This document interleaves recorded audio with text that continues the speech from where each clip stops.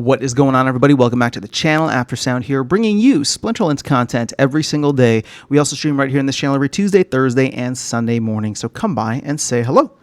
All right, guys, I want to talk about SPS, Splintershards, today, as we normally just refer to it by its ticker name, SPS. But this video, I'll just preface it real quick. This is not going to be for the people that have been here for a while. I wanted to do a little bit of an intro video so that if and when people come in over the next, 12 months, 24 months, whatever it is, over this bull run that we're all hoping for, coming to check out Splinterlands and the game, right? I want there to be this resource so that people can get at least a quick primer understanding a little bit of the tokens, the tokenomic structure, as well as, what this actually does, what these tokens actually do.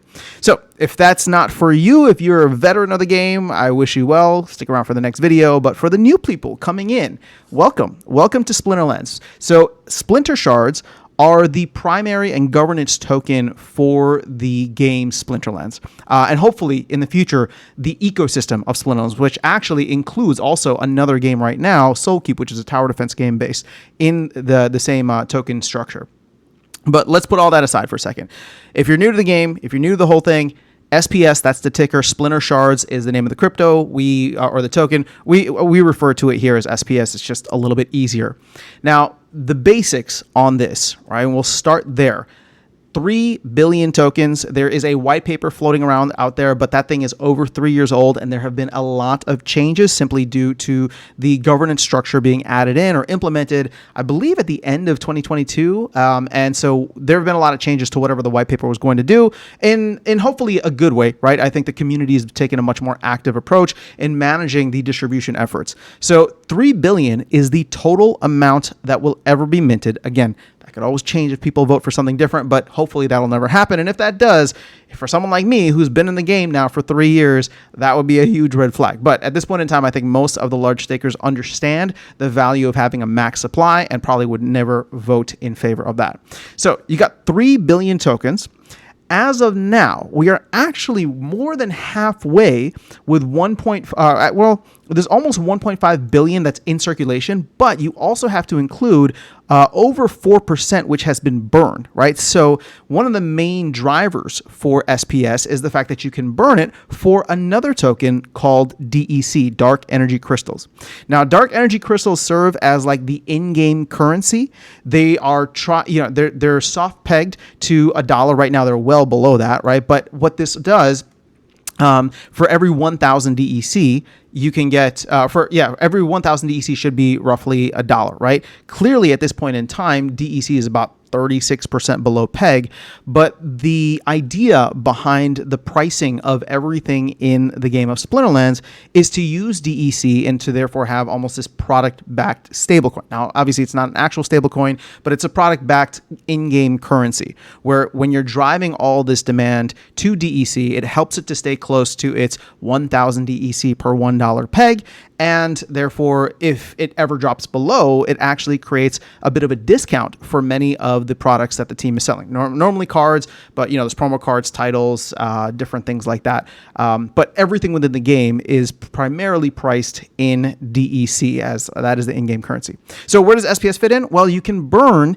SPS for DEC. So there's an indirect utility there. And what ends up happening is as the DEC supply, goes up and down, once there's not enough DEC out there and we hit the so-called flywheel, which is a big buzzword here, but if DEC were to ever go above its intended peg, right, to go above $1 per 1,000, all of a sudden you would see many people, just from an arbitrage standpoint, burning SPS for DEC in order to sell for that game, right? So if DEC were to go like 10% above its peg, you could burn $1 worth of SPS to get that DEC, which is inflated by 10%, and then people will go onto the markets, arbitrage that away, and make a clean, easy 10%. I don't think any of us would ever get that. There's probably bots in place that are going to do that on their own. But the idea being that DEC itself is unlimited in its quantity, right? There are many burn mechanisms for DEC as well as it being able to be locked up in the DAO. And you can see right now the DAO has about 1.2 billion DEC locked up in it.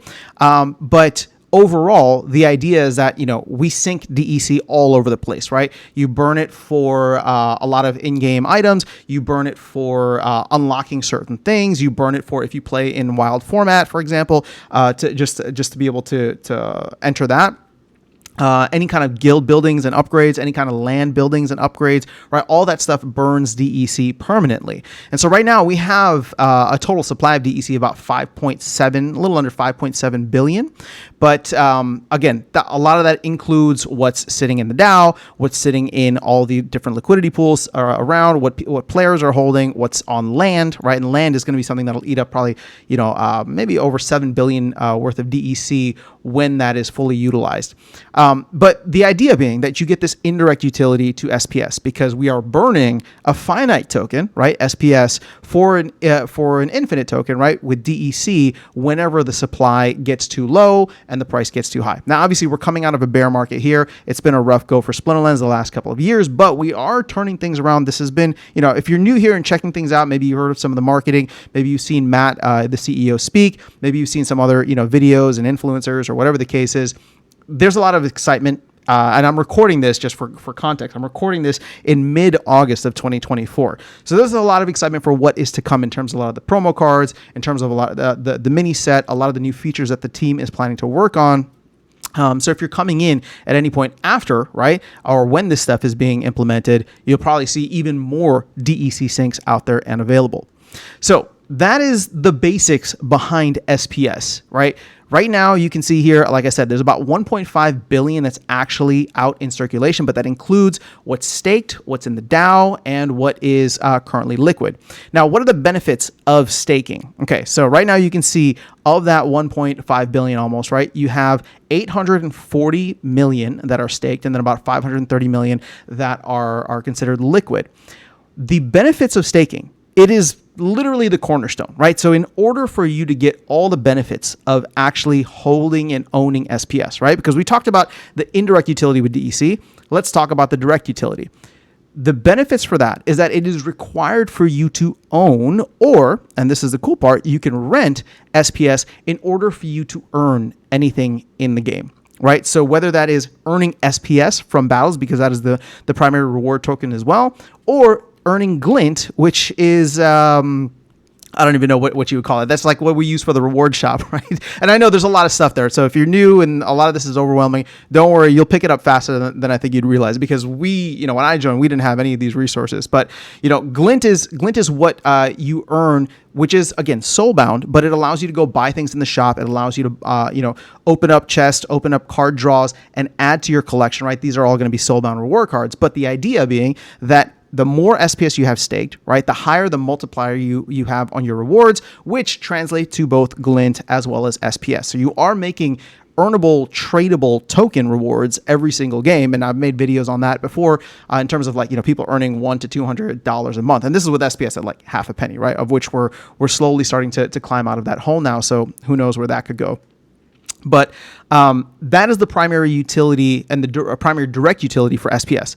It gives you governance votes. So whenever there is a governance or any kind of proposal to how the SPS mechanisms might work, or the pools, distributions, all of that, you get a voice in how that is said. The team actually uses the SPS proposal system to also get a lot of feedback. So granted, right now with the SPS DAO, we only have jurisdiction over anything that is SPS or voucher related. And I'm not even going to get into vouchers in this video. That's a reward token that you get. It's kind of like a VIP access token that you get for holding SPS, for staking SPS. And that can be used on very specific promo cards and certain other promo things that the team plans on doing in the future. But that is the primary thing when it comes to SPS, right? You get that direct utility, you get benefits from governance, you get benefits from in-game, and it's just the primary thing that really drives everything. Now, as I said earlier, there is a mechanism for you to rent. So if you look at this and say like, oh, I want, maybe SPS is too expensive, or I want to have 100,000 SPS, but I can't buy all of that right now. There are mechanisms in which you can rent and therefore increase the amount of SPS you have staked to your account. Now, granted, the other person still gets all the staking benefits, right? They get the vouchers, they get additional SPS as a reward for staking. all of that still goes to them. But when it comes to the battles that you play, the rewards you get are still based on how much you have staked into your account. So whether that is the amount that you have staked or the amount that's delegated to you as well.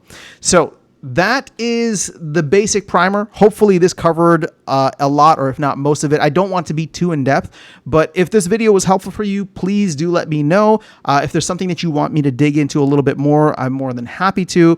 But as we're going along, I have had a couple people who are newer to the game reach out and ask for specific things. This was one of them. So, hopefully this was helpful to you. And even if you've been around the game for a while and you stuck through the whole video, thank you. Maybe this was helpful for you as well, just to kind of understand on a broader level. Now, we can always do a deeper dive into SPS and the ecosystem, but that is all I have. I'll keep it here. Let me know your thoughts in the comments below. Otherwise, I'll catch you all in the next video and see you around the game. Take care.